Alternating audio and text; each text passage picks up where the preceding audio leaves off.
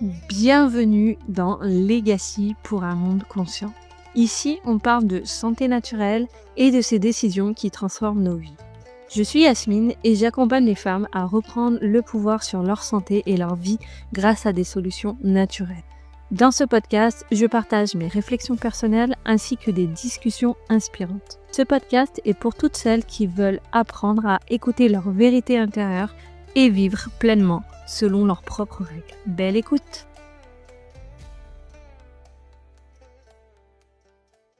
Bienvenue dans ce nouvel épisode de Legacy. Aujourd'hui, je suis super contente parce que je suis avec Lolita pour cet échange. Bienvenue Lolita et merci de ta présence. Merci beaucoup Yasmine pour l'invitation. Je suis très heureuse de partager ce moment avec toi. Ça va être chouette. Je vais poser un peu le contexte du pourquoi de cet épisode et de quoi on va parler et après je te laisse la parole. C'est OK pour toi? Très bien, parfait. Donc, moi, j'aime bien raconter un peu comment j'ai découvert la personne que j'accueille sur le podcast. Et là, je sais plus du tout comment on s'est rencontrés. Peut-être que toi tu sais, mais en tout cas, moi j'ai l'impression que je t'ai toujours vue depuis que que j'ai commencé mon cheminement, donc fin 2019, début 2020. Et moi j'ai commencé avec Lisa Salis, formation EG1. Je me dis c'est peut-être ça ou les programmes de Paul Pironnet en PNL. Enfin c'est par ça que j'ai commencé. Et du coup, je pense t'avoir vu par là-bas. Est-ce que c'est possible? Ouais. Ouais, tout à fait, oui, parce que j'avais fait le programme PNL avec Paul Pironnet à cette période-là. Et puis, pareil, IG Nutri, IG One à l'époque, je l'avais acheté à ce Ouais. moment. OK, bon, donc on se connaît depuis ce moment-là et on se suit en fait un peu dans nos évolutions. Et moi, j'aime beaucoup ce que tu partages, que ce soit sur ton compte Instagram ou et sur ton podcast Élévation où tu abordes plein de sujets hyper variés. Donc, je trouve ça hyper intéressant. Ton podcast, il m'a beaucoup inspirée. Et d'ailleurs, quand j'ai eu envie de me lancer dans le podcasting, je suis allée vers toi pour te demander des conseils parce que voilà, je sais que ça fait un bon moment que tu évolues dans ce milieu-là, donc j'avais plein de conseils à te demander. Et donc en bonne projecteur que tu es, en bonne guide que tu es, tu m'as vraiment bien conseillé. Il y a des trucs qui me sont restés en tête et qui m'ont bien aidé pour me lancer. Et pour la petite anecdote, c'est marrant, c'est que quand j'ai voulu me lancer dans le podcast, j'ai pensé à 3 personnes à interviewer, enfin à faire un épisode avec. Et donc, tu es la 3e de ces personnes-là et vous êtes toutes les 3 des projecteurs. Donc, c'est hyper marrant et je le savais pas avant. Et du coup, j'ai trouvé ça super marrant. Donc, je voulais le souligner un petit peu. Donc là, j'ai donné un petit indice. Peut-être que vous l'aurez compris ou pas, mais aujourd'hui, on va parler de connaissance de soi, d'outils de connaissance de soi, parce que Lolita, je vais te laisser te présenter, mais Lolita, t'as plein d'outils dans ta manche. Et donc, le titre de cet épisode, c'est quand la connaissance de soi devient un vrai levier de transformation. Et moi, ce que j'aime chez toi, c'est que justement, tu t'es pas enfermé dans un seul outil. Au départ, ce podcast, je voulais le faire avec toi sur le Human Design parce que moi, c'est mon outil favori que toi que tu utilises. Et après, je me suis dit non, mais en fait, Lolita, c'est plus que du Human Design. Ce que tu proposes, c'est vraiment t'as une palette d'outils. Et je trouve que ton raisonnement, il est très juste du coup. Et c'était intéressant de te faire intervenir sur l'ensemble, en fait, la transformation que ça peut apporter et pas juste faire un focus sur un seul outil. Et je pense qu'aujourd'hui, il y a beaucoup de personnes qui cherchent à mieux se comprendre à travers tous ces outils. Donc, ça va être passionnant. On va un peu le fil rouge, ça va être de dire à quel moment en fait la connaissance de soi, ça devient une vraie transformation plutôt qu'une manière de se définir. Exactement. Voilà, un petit peu pour l'introduction. Est-ce que tu veux bien te présenter avec ce que tu as envie de nous partager aujourd'hui, Lolita? Oui, et merci et puis bravo de t'être lancée dans ton podcast parce qu'on est très heureux de t'écouter. Pour en dire plus sur moi, je m'appelle Lolita Bédi sur les réseaux. Donc j'ai un podcast Élévation depuis 2021, je crois, donc ça commence à dater. Je rentre pas dans une case et j'ai accepté ça, que je ne rentrais pas dans une case je peux pas vous dire je suis ça et bim, ça s'arrête là. C'est, on va dire, je suis un peu une slasheuse, je propose des accompagnements en human design, en astrologie, je peux même faire des tirages de tarot. Je suis aussi assistante virtuelle, je crée des sites web, je suis dans le coaching de vie, je fais du mentorat. Donc voilà, au gré de mes envies, ça va être assez saisonnier ce que je vais proposer. Je vais lancer des offres quand j'ai l'énergie pour et que je sens que j'ai envie d'aller là-dedans. Et puis quand je commence un peu à m'essouffler, que j'ai besoin d'autres stimulations, je vais aller dans autre chose. J'aime bien avoir tout ça à ma disposition parce que je suis quelqu'un qui s'ennuie vite dans la routine et qui a besoin de cette diversité dans ma palette d'outils, comme tu as dit, et puis aussi les compétences que j'ai développées avec le temps. J'aime bien les utiliser. Donc voilà, je fais un peu, je suis une touche à tout. Voilà. Et puis pour plus personnel, on va dire que j'adore l'exploration de soi, donc les voyages aussi bien dans le monde entier, parce que j'ai longtemps été une backpackeuse avec mon sac à dos autour du monde, et puis aussi le voyage intérieur, d'aller profondément plonger en soi et d'alchimiser, de transformer tout ce qui nous plombe finalement en quelque chose de plus lumineux, de plus aligné, de se connecter à sa boussole intérieure. Je trouve que c'est important, surtout aujourd'hui dans notre époque où on a plein de stimulations extérieures et on est assailli de choses qui nous appartiennent pas. Donc voilà, c'est vraiment important dans mes valeurs déjà la santé. Comme toi, tu travailles aussi beaucoup là-dessus. Ça, c'est ma valeur numéro 1, mais aussi la cohérence en fait entre les actions qu'on va mener, ce qu'on dit aux autres, qu'on conseille aux autres et ce que je l'incarne dans ma vie. Ça, je suis assez rigide là-dessus. J'ai besoin que les gens incarnent leur message, même si oui, on n'est pas parfait et que la vie, il y a des cycles, mais c'est important quand même d'être cohérent dans ce qu'on fait, ce qu'on dit et ce qu'on pense, quoi. Voilà. Mmh. Mmh. Ouais, je te rejoins là-dessus, sur ce besoin de cohérence. Alors, tu as dit, hein, tu as plusieurs outils de connaissance de soi dans tes accompagnements. Pourquoi, enfin, tu as commencé par lequel déjà et pourquoi tu t'es pas arrêtée à celui-là, par exemple? Alors, par lequel j'ai commencé, en fait, je suis commencée par le coaching. Le coaching est un Mmh. outil.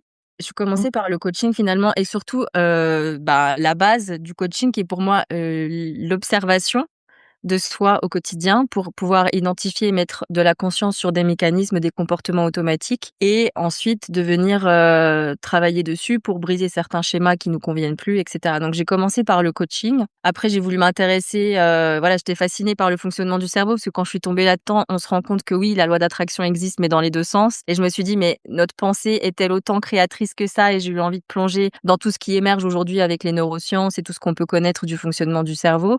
Et donc je suis partie aussi dans la PNL et puis après, la boulimie, d'avoir toujours plus, de vouloir connaître plus d'outils et donc là récemment, on en vient à l'astrologie qui est là depuis plusieurs années, mais que j'assume un peu plus publiquement parce que j'ai beaucoup communiqué dessus dernièrement. Mais voilà, il y a eu la découverte du Human Design qui a été profondément transformatrice pour moi. Voilà, il y a eu des choses comme ça, le tarot, la numérologie, tout ce qui m'a aidé à mieux me comprendre et à mettre du sens sur pourquoi je suis là en fait. Mmh. Mmh. Ce besoin, profondément de quête de sens, en fait, vraiment de Ouais, c'est ça. chercher le sens, mmh. Exactement, c'est ça le moteur. Et est-ce que tu penses que, enfin, les outils que tu as ont une dimension différente, enfin, viennent éclairer une dimension, différente ou c'est un traducteur, juste?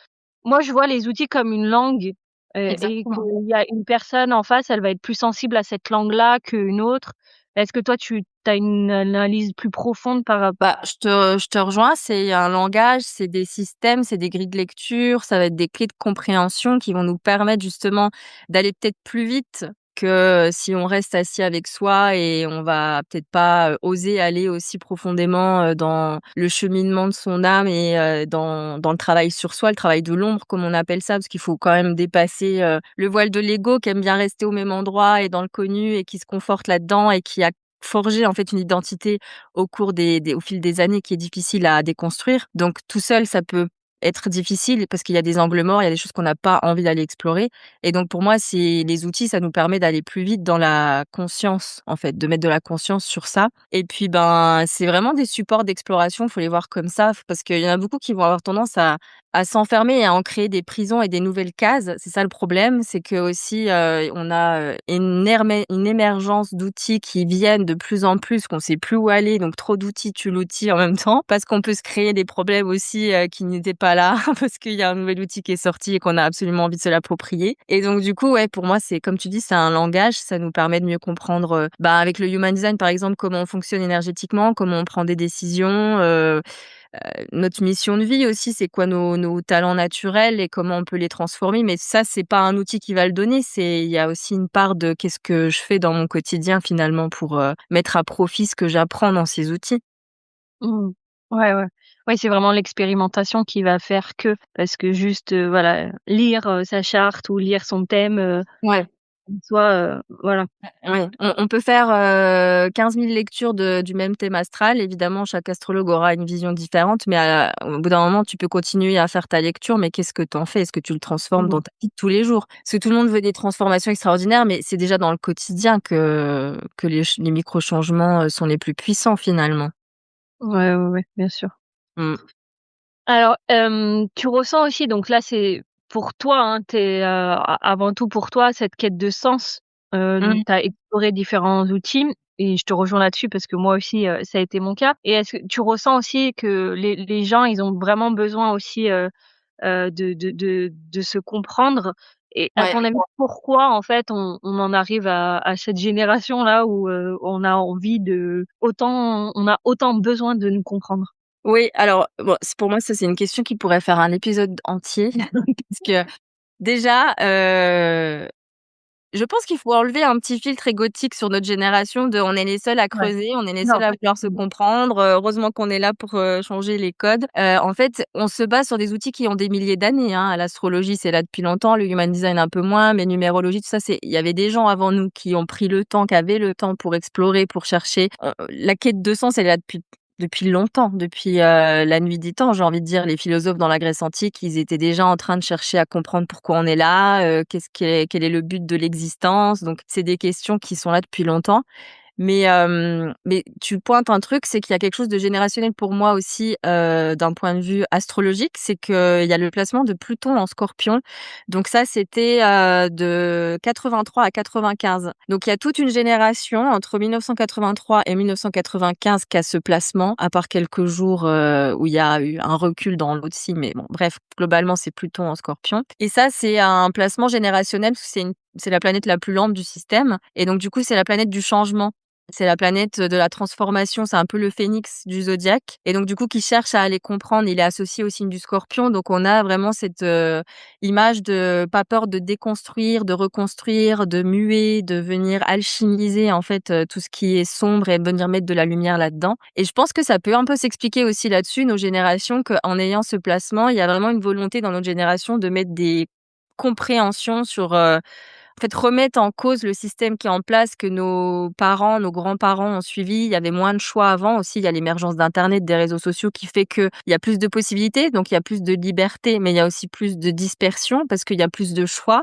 Donc on s'y perd parce qu'on peut faire une multitude de choses. Là où avant il y avait un chemin tout tracé et on avait moins à réfléchir et on suivait la voie et voilà. Notre génération, ça nous correspond plus, mais aussi, on est une génération, je pense toi et moi, où on a vu plein de progrès. On était, enfants à être dans la rue et il y avait pas encore le téléphone et l'internet et on a découvert tout ça aussi. Donc on a vécu, quelque chose de la vitesse avec laquelle il y a eu ce progrès fait aussi qu'on est des personnes qui ont envie de creuser, qui ont envie d'apprendre à se connaître, qui ont envie de briser des schémas, transgénérationnels, qui ont les outils pour ça parce que Internet fait que la communication mondiale nous a donné accès à ces connaissances. Il y a des connaissances qui remontent aussi à la surface. Donc je pense que c'est un peu un mélange de tout ça et puis, il y a eu aussi la pandémie, hein, qui a mis de la conscience là-dessus parce qu'il y a plein de gens qui n'aimaient pas leur quotidien finalement, leur routine et quand il y a un arrêt brutal comme ça, se sont rendus compte que, bah, il y a quelque chose qui allait pas dans leur vie, ils étaient pas épanouis et il y a plein de gens qui ont adoré le confinement. Il y en a beaucoup pour qui c'était pas du tout, l'horreur d'être confinés et qui ça leur a fait une pause dans leur vie qui n'avait plus de sens et ils ont pris le temps de réfléchir et là aussi, il y a eu encore une émergence, de personnes qui ont proposé, des outils, qui ont remis en lumière des outils et en fait, il y avait l'écoute en face pour pouvoir accueillir ces nouvelles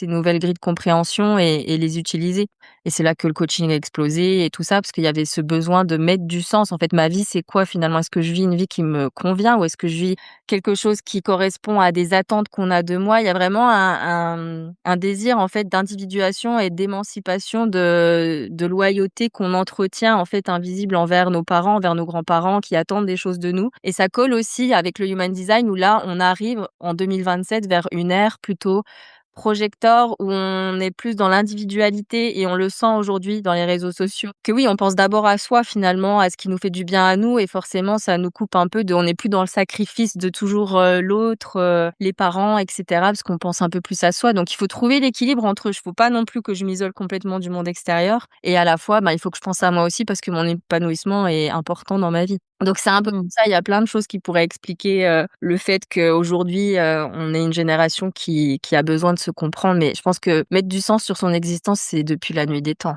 Oui, oui, oui, oui. Mais j'avais trouvé ça, parce que, pour la petite histoire, j'ai fait une lecture de thème astral, c'est comme ça qu'on dit? Ouais. Lecture de thème astral avec toi et tu m'avais expliqué ça, par rapport à Pluton et j'avais Ouais. trouvé ça mais je me suis dit: «Ah mais oui, d'accord». Donc ça a vraiment un impact sur une génération et du coup, ça explique quand même pas mal de choses. Donc j'ai trouvé ça, hyper intéressant. Ouais, ça peut expliquer un pan, de pourquoi aujourd'hui on en arrive là, ouais. Mmh mh. Parce que forcément, le scorpion dans le zodiaque, c'est, aussi celui qui a pas peur d'aller dans les profondeurs de l'âme et de venir explorer et qui voit au-delà, des apparences, au-delà de la surface. Donc quand Pluton est associé à ça, c'est la planète qui vient dire les mêmes choses. Donc là, quand on a toute une génération qui est impactée par ce placement, on se doute bien qu'à un moment donné, ça va avoir un effet quand ils vont grandir et qu'on suit finalement la croissance de la vie. C'est un cheminement, on n'est pas là pour rester toujours, au même endroit. On est là pour évoluer, être dans le vivant, voilà. Donc Mmh. parce que c'est logique finalement. Ouais. Ah ouais. C'est passionnant en tout cas. T'écouter parler, franchement, c'est passionnant. Qu'est-ce que tu dirais les femmes qui viennent, à toi, qu'est-ce qu'elles viennent chercher en fait, à travers ces outils? Tu sais, j'ai longtemps réfléchi à ça, essayer de mettre un fil rouge sur finalement pourquoi on vient, c'est quoi le cœur du truc. Je pense que ça fait beaucoup reflet à moi, mon propre cheminement, c'est de s'autoriser à être pleinement soi et à se choisir en tant que femme. Parce que en fait, en tant que femme, ce qu'il faut comprendre déjà, c'est que on est dans un monde qui fonctionne. Alors on peut le prendre du point de vue human design où on est très générateur dans le faire, certes, et pour tous les autres, types non énergétiques, on va être conditionné déjà par ça alors que tout le monde n'est pas fait pour être là-dedans. Et après, il y a le truc de on est cyclique et on fonctionne dans une société masculine, qui est basée sur des actions, yang, il y a pas trop de yin, il y a pas trop de place à ça. Donc nous, on est complètement conditionnés parce qu'on a une cyclicité des phases, des saisons, dans un mois, donc on ne respecte pas parce qu'on est dans des horaires, classiques quand on est dans le salariat, j'entends et on peut vite être conditionné là-dessus et il y a aussi tout le côté sacrificiel de la femme où, on repense à nos ancêtres femmes, qui ont eu des connaissances et des savoirs naturels et qui ont été brûlées sur des bûchers pour ça.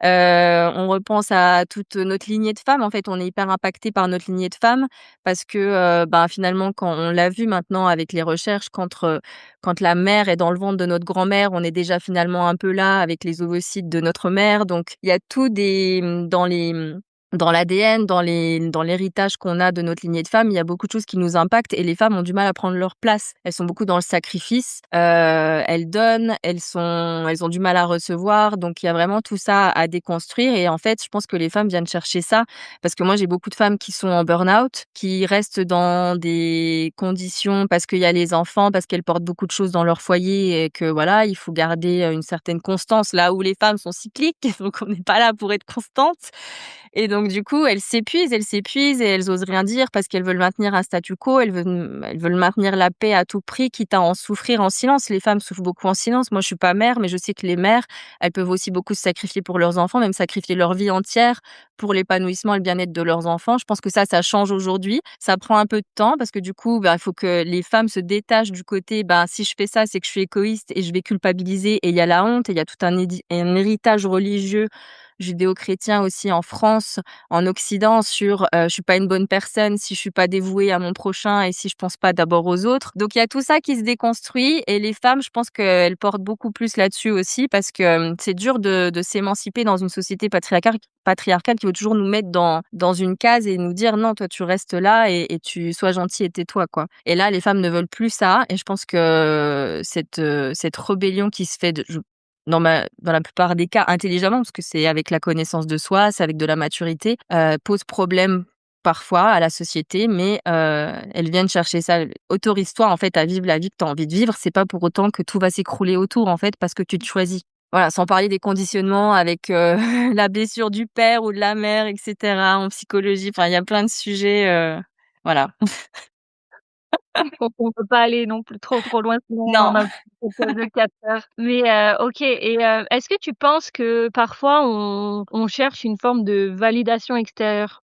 Bah, bien sûr, ouais, ouais, Mmh. on est il y a une partie de nous déjà comme on le dit souvent, il y a le besoin d'appartenance. Il y a un truc très primitif chez nous, que ce soit les hommes ou les femmes, où en fait on a besoin d'appartenir à un clan. Parce qu'à l'époque de Cro-Magnon, quand tu sortais du clan, tu mourais.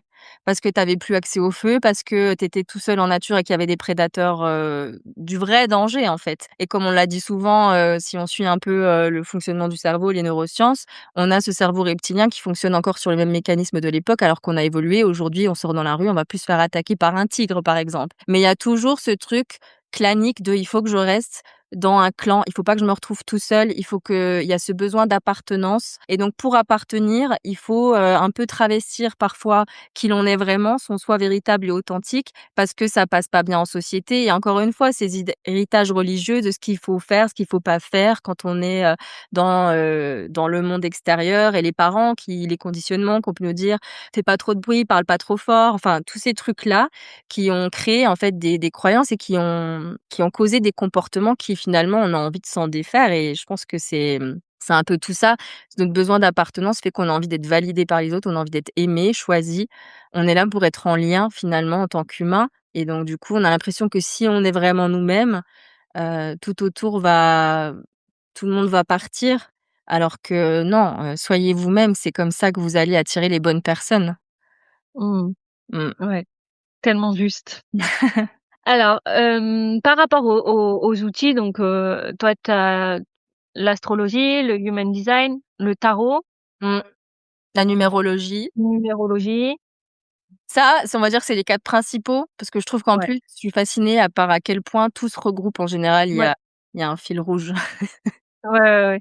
Oui, pour le coup, moi, j'ai fait plusieurs, séances de plusieurs outils et c'est assez juste. Pour moi, c'est pour ça que c'est vraiment un langage et c'est un traducteur, en fait, de qui on est et peu importe, voilà, la langue que tu choisis, l'outil que tu choisis, ben, Ouais. ça te dit, la même chose et qu'est-ce que tous ces outils permettent de voir qu'on voit pas toute seule? Et ben, je pense que déjà, si on prend juste le human design qui pour moi a énormément transformé, ma façon de m'organiser dans mon quotidien et de mieux respecter mon énergie surtout, c'est que, ça nous réconcilie avec notre, fonctionnement naturel et à se dire: «OK, mais en fait, il y a rien qui cloche chez moi, c'est juste que j'essaye de m'adapter à un système qui ne me correspond pas». Et donc à un moment donné, faut arrêter de vouloir rentrer dans un moule qui n'est pas adapté, il faut créer son propre moule et il faut oser le faire. Parce que quand on est en marge de la société, ça pose problème. Parce que les gens ont besoin qu'on se ressemble, qu'on soit nous tous dans la même routine. Quand il y a quelqu'un qui sort du lot, ça peut faire remettre en question la vie des autres autour et donc les gens n'ont pas envie de se remettre en question, ils ont envie de rester dans leur statu quo. Donc du coup, c'est compliqué quand on sort du chemin déjà tout tracé et ouais, ça vient nous dire, «OK, comment est-ce que je respecte mon énergie? Comment, je prends, quelle est la meilleure façon pour moi de prendre des décisions?» Ça peut venir beaucoup nous aider sur nos relations, parce que c'est se comprendre soi, mais aussi comprendre les autres autour.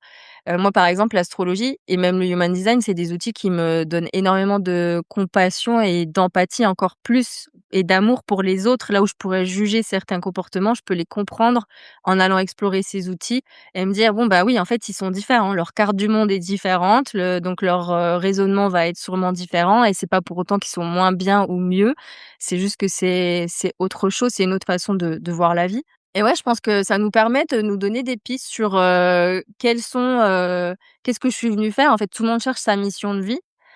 Il y a aucun outil qui va vous dire: «OK, c'est ce poste-là, tu dois aller dans cette carrière». Non, en fait, c'est Ouais. tes capacités, ça va être, par exemple, de guider les autres, tu es doué pour, aller, explorer les profondeurs, voir ce que les autres ne voient pas. OK, ben, c'est à toi de transformer. Comment est-ce que je peux, proposer ça et le rendre, dans une offre accessible? Mais en fait, c'est pas les outils qui vont te dire comment faire. Mais ça peut donner beaucoup de pistes sur comment je communique, que ce soit en human design ou même en astrologie avec, Mercure, les placements de Mercure par exemple, quelle est la meilleure façon pour moi de communiquer? Enfin, c'est vaste.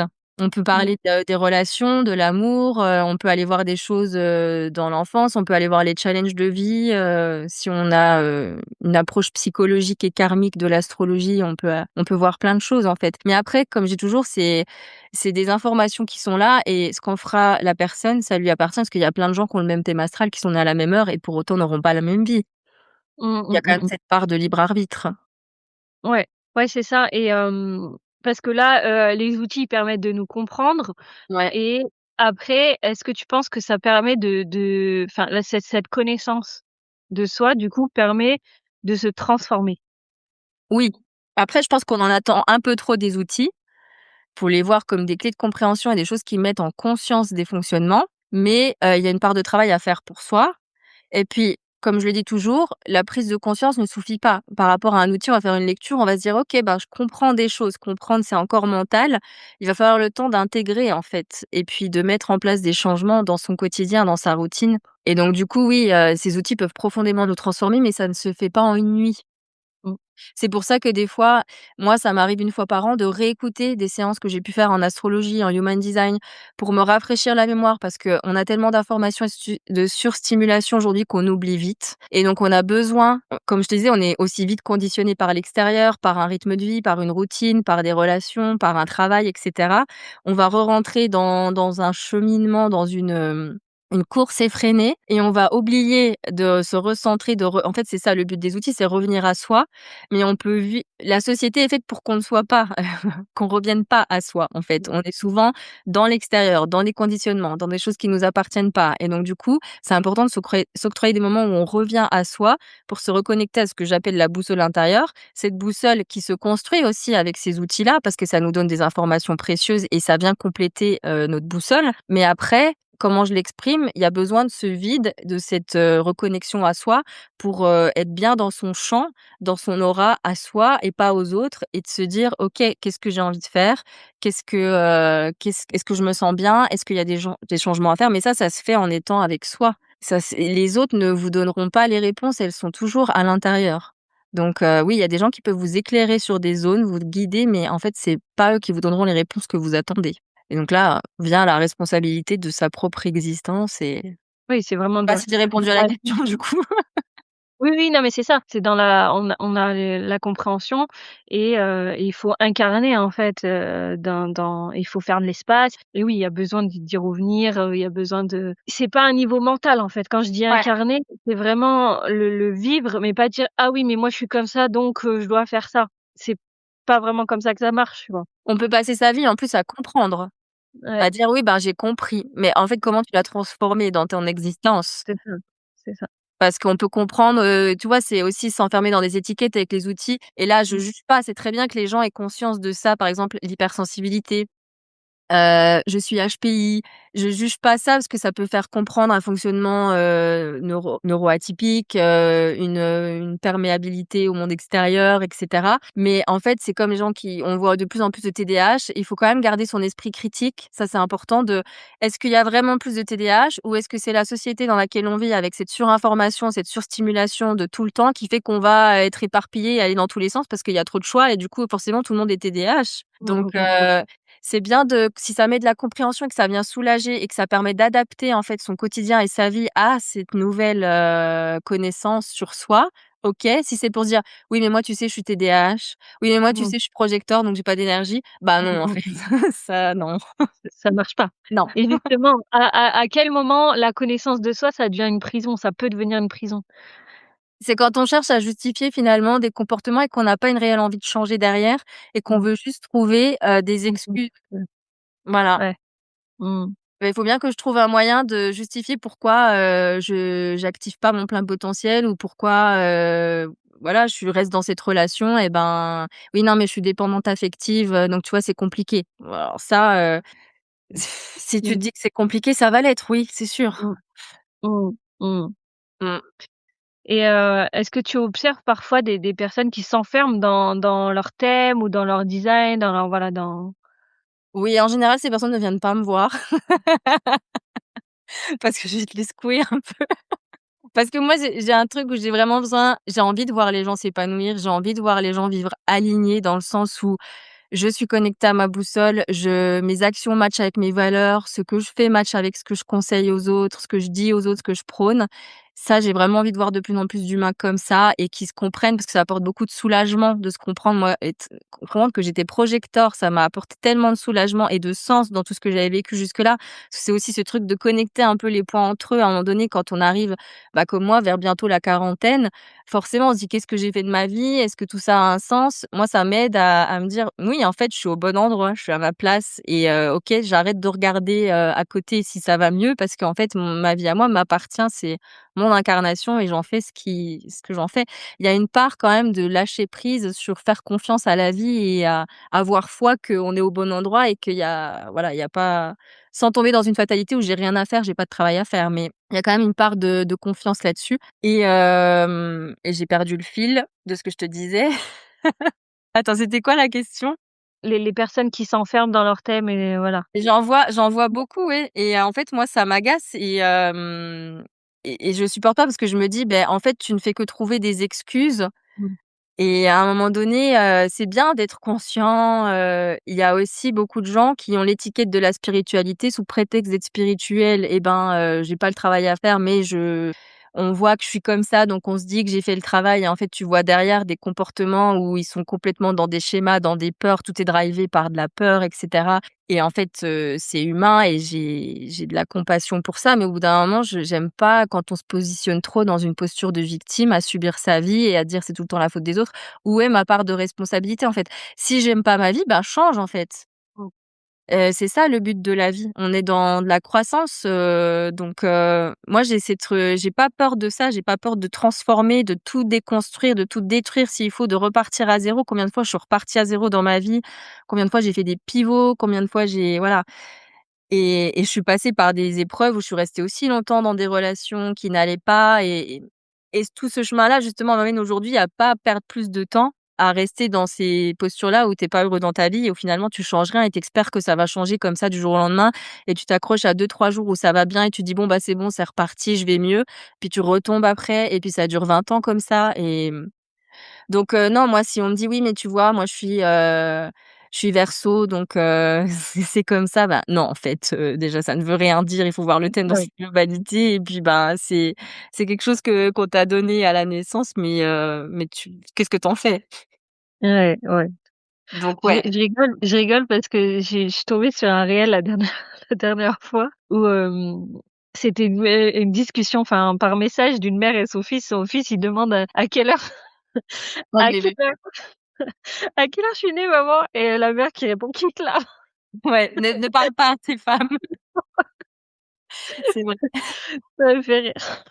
C'est Mais moi, genre de ça me fait comprendre vraiment beaucoup de choses, l'astrologie et en fait, bah, c'est pas que je vais adapter mon comportement, mais des fois, je vais être moins dure sur certaines choses, parce que justement, je comprends qu'on n'a pas le même fonctionnement. Alors, je le fais toujours avec l'autorisation de la personne. Je vais ja Pour moi, c'est hyper intime, un thème astral ou même le human design, donc je le fais toujours avec la non. personne. Mais si j'ai l'accord, je vais aller regarder des choses et forcément, il y a des choses que je vais comprendre de comment vont communiquer déjà nos 2 thèmes et puis, la personne. Si, je sais pas, le placement de sa lune qui est notre monde intérieur, nos émotions, il est à un endroit complètement opposé au mien, je vais comprendre qu'il va y avoir des confrontations à un moment donné Mmh. et que c'est logique parce qu'on n'a pas, le même prisme, quoi. Donc, Ouais, ouais.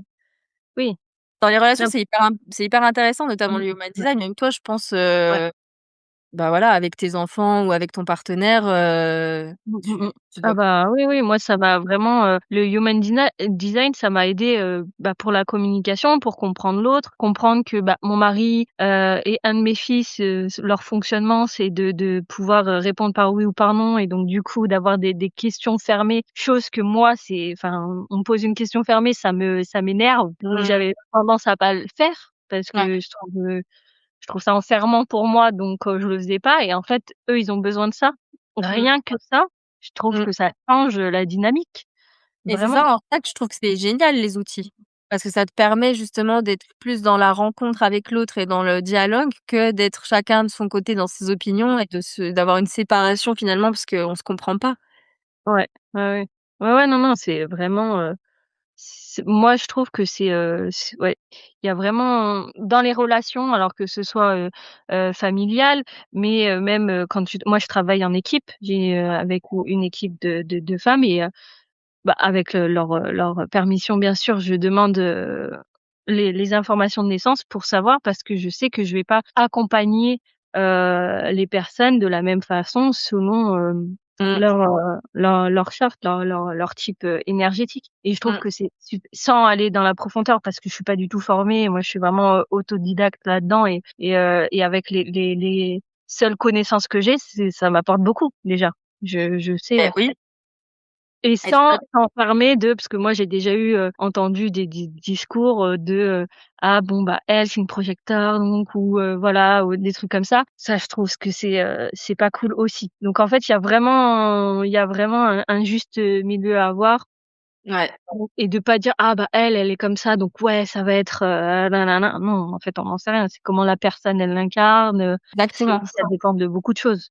C'est très réducteur parce qu'au final, comme je le dis souvent, déjà, c'est intéressant ce que tu dis parce que tu as pas besoin d'avoir beaucoup de connaissances sur l'human design. Pour moi, à partir du moment où tu comprends, déjà le type, l'autorité, la stratégie, ça t'en apprend énormément sur quelqu'un et c'est les bases, il faut se concentrer là-dessus. Parce que je sais aussi que plus on a soif d'apprentissage et il y a quelque chose qui crée ça aussi parce qu'il y a de plus en plus d'informations et qu'on a envie de se former sur plein de trucs. Je pense qu'on a un peu toutes passé par là, quand on se lance à son compte, on a suivi plein de formations et tout ça. Mmh mh. Et c'est bien, mais à un moment donné, qu'est-ce qu'on en fait? Et surtout le human design, j'ai vu beaucoup et ça m'a un petit peu fatiguée moi, c'est cet ego qui veut toujours aller avoir plus d'informations, qui va aller au-delà, qui va complètement s'en foutre des bases et au final, moi ça fait 5 ans que j'expérimente mon human design, je reviens toujours à ça, Mmh. à mon Mmh type, mh. à mon autorité et à ma stratégie. Il y a pas longtemps, j'ai un exemple tout frais, j'ai une autorité émotionnelle comme plus de la majorité des gens, donc il faut attendre de revenir à une neutralité émotionnelle avant de prendre une décision. La semaine dernière, j'ai pris une décision, j'ai pas du tout écouté mon émotion et du coup, ce week-end, on devait faire quelque chose avec mon chéri et ben, on a annulé parce que je me suis dit: «Non, mais en fait, j'ai pas du tout écouté». J'ai acheté sur le coup de la peur, en plus que j'avais peur qu'il manque quelque chose, donc j'étais pas du tout dans un truc d'abondance où c'est bon, si ça Mmh doit mh. y avoir de la place, il y aura.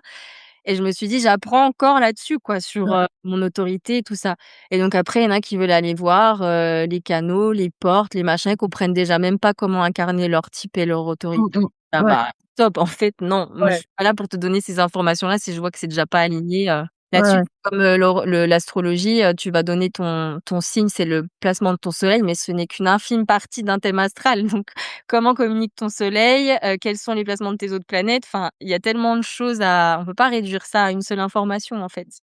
Ouais, ouais, ouais. Non, non, mais puis c'est très juste ce que tu dis, hein. Moi, je sais pas combien d'années, je suis tombée dans la marmite du human design, mais c'est vrai que encore aujourd'hui, la stratégie, donc moi je suis manifesteur, et donc ma stratégie c'est d'informer, et c'est pas du tout évident encore aujourd'hui de d'avoir cette stratégie-là, et que ça Mmh. soit pas, enfin voilà, que ça soit fluide quoi. Donc je sais que voilà, déjà qu'on arrive avec ça, c'est déjà, énorme les changements que ça. Et ça me fait penser que je c'est un chose que j'ai dit il y a pas longtemps, c'est que ce soit, la transformation d'un schéma, d'un mécanisme, d'un comportement qui nous convient plus, qu'on a envie de changer, que ce soit, la guérison de quelque chose, en fait, ça ne peut pas se faire dans son coin. C'est quand on va être en contact avec les autres que c'est Mmh là mh qu'on mh. va voir si on a fait du chemin ou pas. Sinon, ça Mmh va mh. se répéter parce que être tout seul dans son coin, comprendre les choses et dire: «Bon, bah, maintenant je suis comme ça», c'est facile. Mais comment tu vas le faire quand tu seras face à l'autre? Est-ce que tu vas Mmh. assumer ce changement? Est-ce que tu vas Ouais. l'incarner et est-ce que tu vas accepter les conséquences que ça implique de devoir changer? Enfin, Mmh mh. c'est pas simple et Mmh. c'est la reliance avec les autres qu'on voit si on a parcouru du chemin, si on a guéri ou pas et il Ouais. prend du temps en fait l'intégration. Mmh On mh. gomme pas 30 ans de d'habitude comme ça. Ouais, ouais, et ça, ouais, c'est très juste ce que tu dis. La guérison, elle se fait pas, toute seule dans son coin, et ça, c'est un peu l'avantage quand on est parent, c'est qu'on est tout de suite confronté dans le truc, et qu'on n'a pas le temps de mentaliser ou de comprendre dans son coin, on est tout de suite dans le truc. C'est pas évident, mais Ouais. au moins on est dans le bain, tout de suite, et on n'a pas, ce temps-là, tu Mmh. vois? De se dire: «Ah bah, c'est bon, j'ai tout compris, Mmh. maintenant, on va voir ce que ça va donner dans la vraie vie». Non, tu y es déjà. Ouais, Donc c'est ça. Et ouais, exactement. tu dit un truc intéressant aussi, c'est que, ouais, l'ego, il aime, voilà, toujours comprendre, aller plus loin et tout ça, et tu penses que ça fait de partie de pourquoi, en fait, bah, notre ego peut aimer ce genre de d'outils? Bah, déjà de base, on adore quand on parle de nous, donc Mmh. tu vas Ouais. faire une lecture de thème, tu parles pendant 1 heure de la personne, déjà elle est contente, tu vois? Parce Ouais. que et c'est bien, hein, moi je diabolise pas du tout l'ego, hein, on en a besoin. C'est Bien juste sûr. qu'à un moment donné, quand il commence à trop filtrer, le fait d'avancer dans sa vie et donc de passer par un changement et de renoncer à certaines choses que j'ai appris avec le temps que oui, choisir c'est renoncer, c'est venir transformer certaines choses. Quand on prie pour changer des choses, il faut pas venir auto-saboter le processus qui se met en place pour mettre en place ce changement dans notre vie, parce que du coup, on va rester accroché à ce qui est et on n'a plus envie de ce qui est. Enfin, c'est spécial et l'ego, c'est vraiment notre, identité et donc c'est difficile.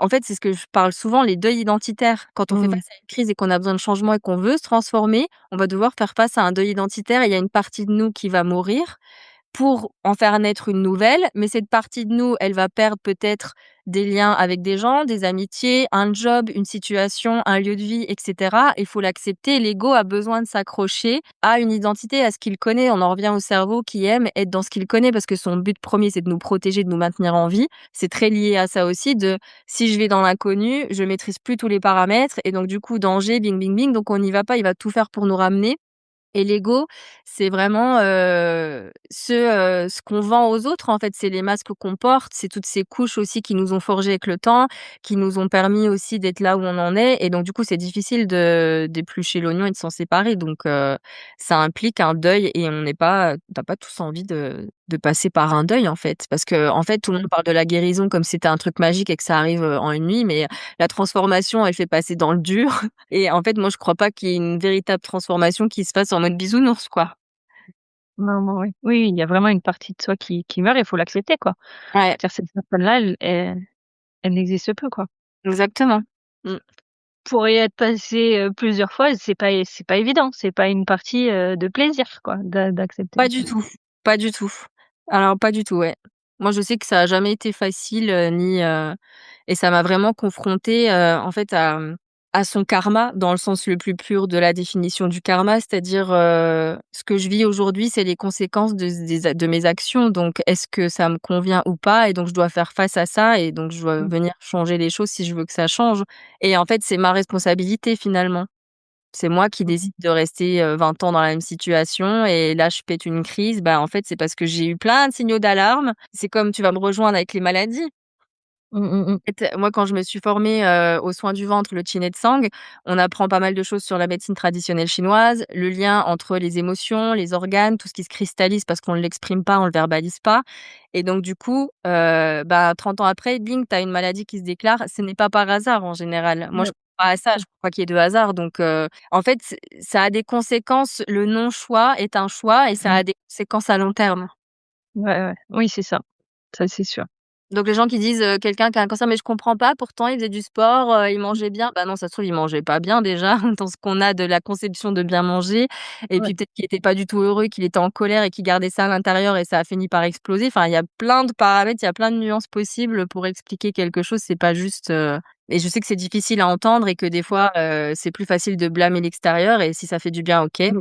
Et du coup, on en perd un peu notre part de responsabilité. Exactement, exactement. Je te rejoins complètement là-dessus et il y a quand même un problème de conscience là-dessus, mais bon, c'est les choix de chacun et c'est un non-choix et voilà, comme tu as dit, il y a des Mmh. conséquences quand même.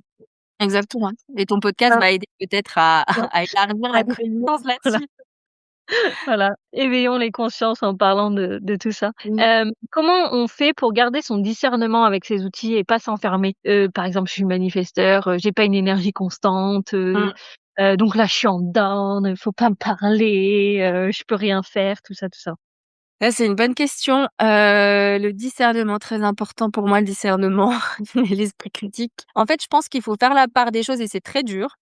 Je l'admets que c'est difficile, à savoir si est-ce que c'est vraiment mon corps qui parle ou est-ce que c'est mon mental? Est-ce que là, il y a vraiment une fatigue réelle et que oui, ça peut s'expliquer parce que je suis magnéfestor, par exemple, et que je vis avec des cycles et qu'effectivement, là, je suis dans mon cycle où je suis en retrait et j'ai besoin de repos, j'ai besoin de couper un peu du monde extérieur. C'est une réalité quand on comprend aussi le fonctionnement des manifestors à travers le prisme du human design. Ou alors est-ce que là, je suis en train de mentaliser et d'en faire une excuse, pour justifier, quelque chose et c'est peut-être pas, vraiment ce qui se passe, tu vois? Mais c'est vraiment, une limite très fine entre est-ce que je suis trop dans ma tête là ou est-ce que je suis vraiment dans le ressenti?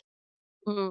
Donc faire preuve de discernement, c'est aussi, ne pas, être dans la fatalité de bah, comme on dit, de s'enfermer dans des étiquettes, dans des prisons, à travers des outils où je suis comme ça, donc je peux pas faire ça. Je les donne souvent avec les, projecteurs. C'est pas parce que je suis projecteur que, j'ai pas d'énergie, c'est pas parce que je suis manifesteur que j'en ai pas. Enfin, tu vois? Mmh. Comme, il y a ce centre sacral et cetera, si j'ai de l'énergie, c'est juste que j'ai besoin de plus de phase de repos peut-être, plus de pause, plus être à l'écoute. Je fonctionne pas en mode marathonienne, mais plus en mode sprinter, c'est des fonctionnements différents, mais ça ne veut pas dire que j'ai pas d'énergie. Mais en fait, je pourrais, rester toute la journée sur mon canapé et dire: «Oui, bah, c'est parce que je suis projecteur, donc tu comprends, j'ai pas Mmh. d'énergie». Donc Ouais. je sais pas trop comment, faire le discernement. En fait, c'est faire preuve de beaucoup d'honnêteté envers soi-même finalement. Mmh. De se dire: «Bon, bah, là, finalement, je fais rien de ma journée, bah, j'accepte que je fais rien. En fait, je pourrais faire quelque chose, mais je prends, ce temps pour moi et je l'accepte et les conséquences aussi de que ça me fera pas avancer sur ce que je dois avancer potentiellement». En fait, le discernement pour moi, ça passe beaucoup par la vérité envers soi-même. Mmh. Ce qui peut être Ouais. difficile parce qu'on a du mal à être, à être, dans à accepter, en fait, ses failles. On aime bien, être toujours, oui, je suis se redorer son blason, en fait, mais se dire: «Bon, ben, là, je suis peut-être un peu», de se dire q des choses moins bien sur soi. On a du mal à accepter, en fait, nos contradictions, nos petites zones, un peu moins, jolies, quoi. Mmh. C'est plus facile, Donc et le ouais, donc discernement n'existe pas quand on est tout le ouais. temps dans, une image, comment dire? En paillettes de soi. Ouais, ouais, ouais. Oui, bah, oui, Mmh. forcément. Donc vraiment, c'est écouter son intuition, écouter son corps, débrancher le mental pour voir, bon. Trouver des façons, ouais, de débrancher le mental si on y arrive ou de trouver un os à ronger à son mental, pour l'occuper à autre chose. Parce qu'il y a des gens qui ont aussi beaucoup besoin de stimulation et qui ont du mal à arrêter de penser, Mmh mh, mais mmh. il y a des échappatoires. Est-ce que ça t'est déjà arrivé qu'une personne rejette complètement, une partie de son thème ou de voilà, ou que se reconnaissent pas, ils disent: «Ah bah non, mais moi je suis pas du tout comme ça». Ça comment? Ouais, ça a pu déjà m'arriver. Après moi, ça dépend. Si je vois qu'il y a moyen d'approfondir et d'un peu, challenger la personne, j'y vais. Parfois, la personne est trop dans l'ego et ça c'est un combat perdu d'avance. Ouais, ça sert à Donc rien de j'y vais pas. Je me dis: «La personne, elle va faire son cheminement, elle va devoir se prendre un mur plusieurs fois et elle va comprendre qu'elle n'est pas que ça». Mais en général, je suis face à des personnes plutôt ouvertes d'esprit, qui ont la capacité à avoir une certaine souplesse, dans la façon dont elles voient les choses, à remettre en question ce qu'elles croient. Mais oui, on peut tomber face à des personnes rigides, et ça peut s'expliquer aussi de pourquoi on se retrouve pas dans son thème et cetera. Puis il y a mmh, tous les conditionnements. Après, il faudrait rentrer dans des thérapies psychologiques pour essayer de voir comment la personne a grandi. Donc ça se peut pas se faire en 1 heure de séance, quoi. Faudrait un ouais, accompagnement beaucoup plus long qui allie plein de choses, en fait, pour essayer de mettre des mots sur ce que la personne ne comprend pas et ne voit mmh, pas. Parce qu'il y a des gens qui ouais, refuseront d'aller aussi là où elles ont besoin d'aller voir et ça, faut respecter. C'est qu'elles voilà, sont c'est ça. mmh. Et c'est OK. Moi, quand, je commence à rentrer là-dedans, je dis toujours que la personne, s'il y a quelque chose qui lui parle pas, elle le prend pas et c'est tout, quoi. Je vais pas chercher à convaincre quoi que ce soit. Moi, la première fois que j'ai entendu parler du human design, j'ai vu, la définition du manifesteur, leader, machin, machin, j'ai refermé le truc, j'ai dit: «C'est de la merde, Ah bah, c'est alors ça n'importe arrive souvent dans le human design. quoi». J'ai dit: «Mais c'est vraiment n'importe quoi ce truc». Je pense que déjà tous les générateurs rejettent en partie, leur, type au début parce qu'ils disent: «Ah ouais, bah, je suis comme 70 de la population donc en fait je suis banal». Ça, ça Ouais, arrive souvent. oui, il y a toujours les phrases qui ressortent. «Ah non, pas du tout, non, c'est pas du tout moi ça», et voilà, et j'y suis retournée, et voilà, la vie a fait que c'est revenu sur mon chemin et je me suis retrouvée après, mais sur le moment, j'étais absolument pas prête et puis, bah, c'est OK, c'est comme ça. J'avais d'autres choses à vivre à ce moment-là et Bah, exactement, ouais, ouais, ouais. Puis c'est c'est revenu pas sur grave. ton chemin et puis c'était le bon moment et Mmh voilà. mh.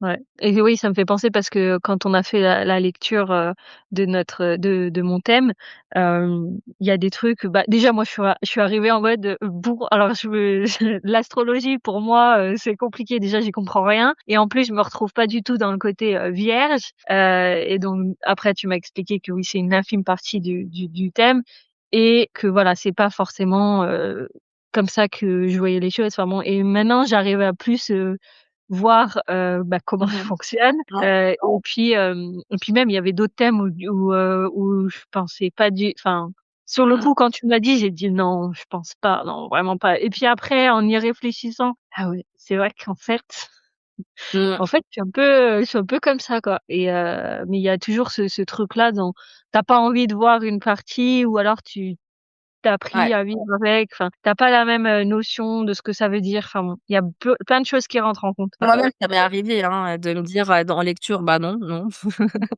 Et tu Ça réécoutes 1 an, 2 ans, 3 ans après, tu dis: «OK, bon là, je suis peut-être mmh, prête à creuser».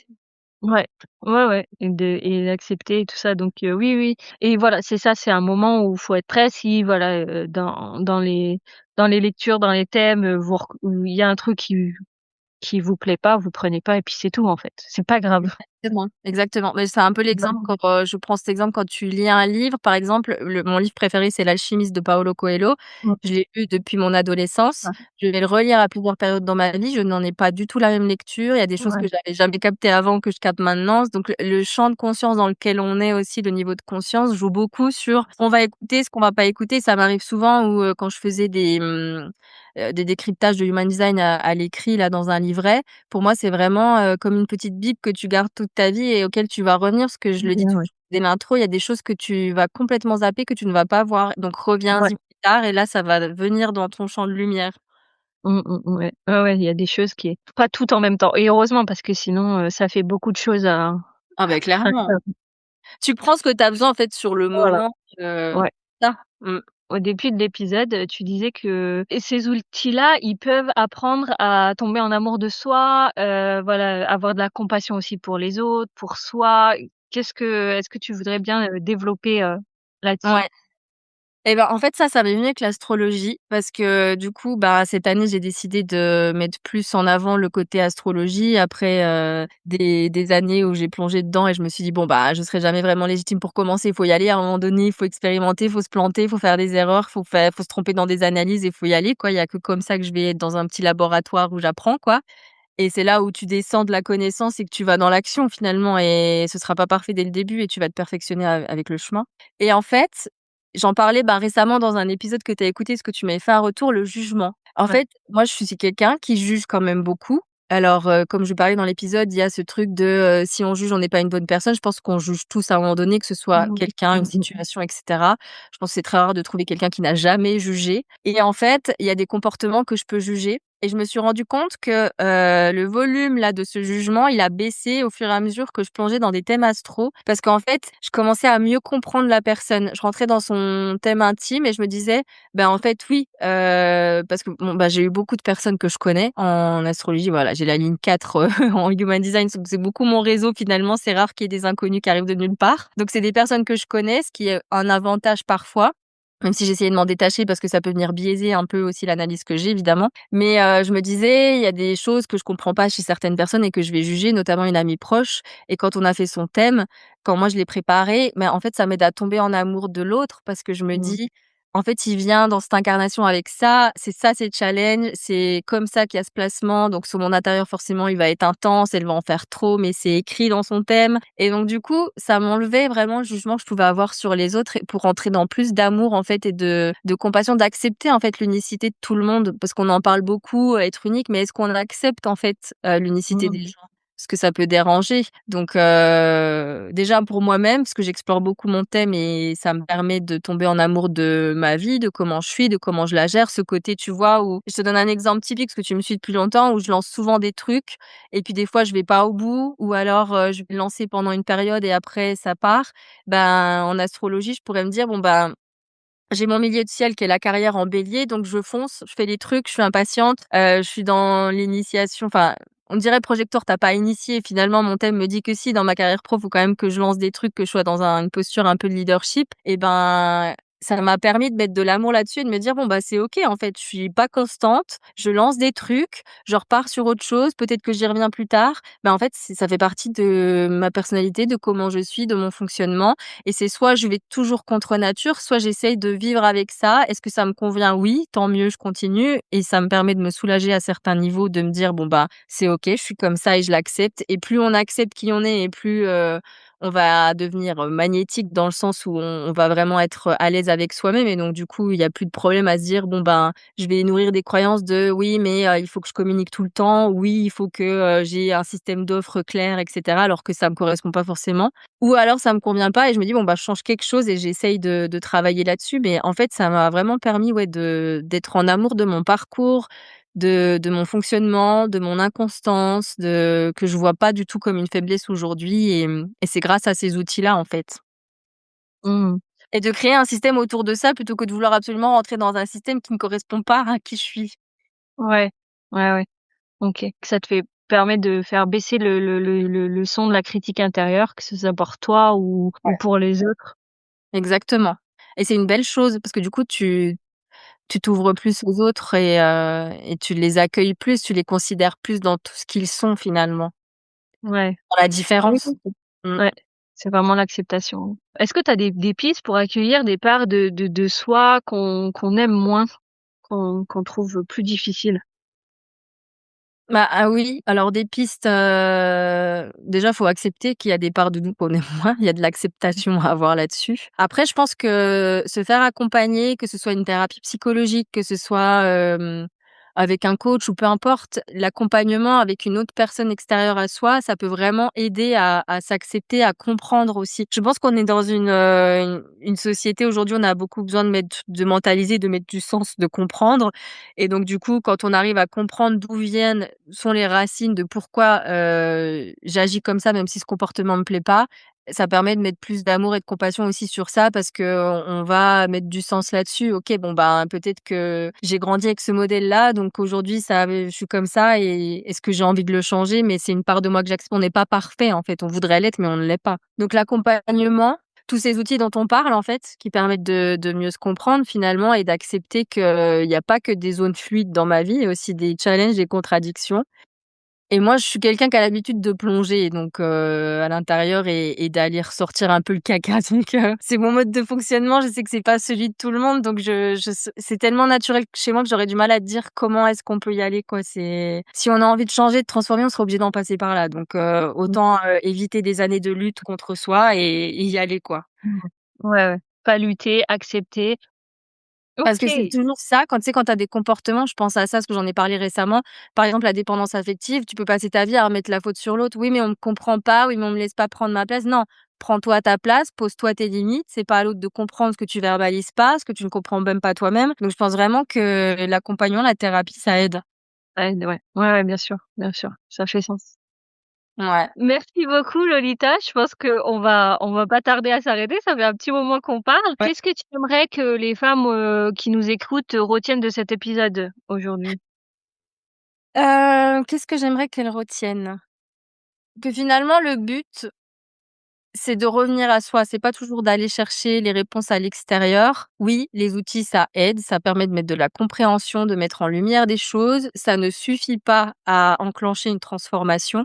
N'ayez pas peur de vous choisir parce que plus il y aura de femmes qui vont choisir, qui vont se choisir et qui vont exprimer pleinement leur, potentiel, leur plein être authentique et plus ça va inspirer les autres et n'ayez pas peur de ça. On doit vraiment casser ces cycles de sacrifice. Donc, choisissez-vous. Vous choisir, comprenez que ça va impliquer des décisions, ça va impliquer des conséquences sur ce qui est aujourd'hui et que ça va impliquer du changement et tout changement est désagréable et inconfortable parce que nos mécanismes de base n'aiment pas et que c'est OK. Faites confiance, en fait. Moi, j'ai mené une vie où j'ai toujours, comme je t'ai dit, déconstruit, reconstruit. Il y a jamais eu pire derrière. Il y a toujours eu du mieux. En fait, quand la coupe est pleine, il y a plus rien qui rentre. Il faut faire le vide pour faire rentrer du nouveau et vous inquiétez pas que quand vous prenez des décisions, je dis toujours: «L'univers récompense l'audace et le courage». Donc il faut prendre les décisions, faut pas attendre que la vie vous provoque un accident, une maladie, une perte et cetera pour changer. Vous avez ce pouvoir-là, aujourd'hui, donc n'ayez pas peur, il y a du bon derrière qui vous attend. Peut-être pas tout de suite, pas dans l'immédiat, mais plus tard, vous comprendrez pourquoi le chemin et en fait, il y a cette part de confiance et de foi à avoir en la vie, qu'on soit croyant en Dieu, en l'univers, en des forces supérieures, peu importe, on s'en fout. Mais on est soutenu en fait, mais on est soutenu quand on passe à l'action. Mmh. Très beau message de fin. Voilà. Où est-ce qu'on peut te retrouver si voilà les personnes veulent te contacter? De toute façon, je mettrai tout dans la Merci. description. Mais est-ce que tu as envie de parler un peu de ce que tu proposes, de comment voilà on peut travailler avec toi? Bah, le mieux pour travailler avec moi, c'est que si voilà, ma personnalité et ma façon de communiquer vous a plu dans cet épisode, n'hésitez pas à venir déjà parler sans engagement. J'aime bien connecter avec les gens, et je suis pas le vendeuse de tapis derrière qui va vous dire: «Oui, bah, prends une offre». Et après on verra ce dont vous avez besoin. J'aime bien faire de la personnalisation. C'est vrai que j'ai pas toujours des offres très standardisées. On vient beaucoup à moi, en fait, et je compose en fonction de ce que la personne a besoin ou ce que je ressens qu'elle a besoin. Et puis voilà, il y a mon Instagram, Lolita Belly. À ne pas mettre que Lolita parce que ce sera bloqué, il faut bien mettre Lolita Belly.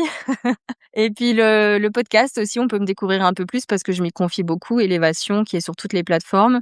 Et voilà, je mords pas, donc n'hésitez pas à venir échanger, tout simplement. Et après, on verra bien. Je recommande, voilà, si vous avez aimé cet épisode, Lita, elle propose beaucoup de choses et puis même son univers, son podcast, c'est vraiment chouette. J'aime beaucoup parce que tu abordes vraiment plein de choses hyper variées et c'est toujours profond que tu OK. amènes, donc c'est top. Merci beaucoup de me le dire, de me le partager parce que je m'en rends pas toujours compte.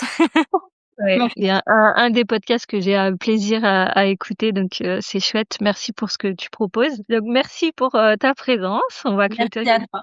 Est-ce que tu as un dernier mot? Bah, juste merci et voilà, merci d'être toi. Merci, pour toutes ces années où on se suit sur les réseaux. J'aime bien avoir ces pour ça, j'adore les réseaux. Du coup, des fois, j'en ai marre d'Insta et à chaque fois, quand je me rappelle des gens que je rencontre, en virtuel ou en réel à travers les réseaux, je suis contente. Donc tu fais partie de ces belles rencontres, ces belles personnes que j'aime bien suivre. Donc merci d'être toi et d'oser, en fait, te montrer telle que tu es au monde aussi. Ça inspire. Merci beaucoup. Je vous souhaite une belle journée, fin de journée, peu importe quand vous écoutez, et puis à très bientôt. À très Bye. bientôt.